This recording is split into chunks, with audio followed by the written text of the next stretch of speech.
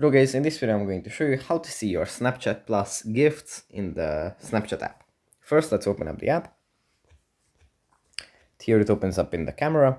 From here we just go into the profile menu, then tap on the settings, then under my account we tap on Snapchat Plus, then Snapchat Plus gifts.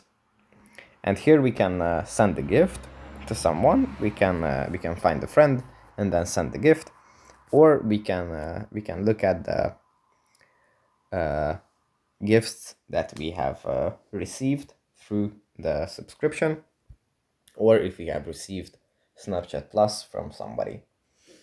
So yeah, that's where you can see these things. Here you can subscribe to this subscription as well. And yeah, that's pretty much it for this video. Hope it was helpful for you guys, and I'll see you in the next one. Bye.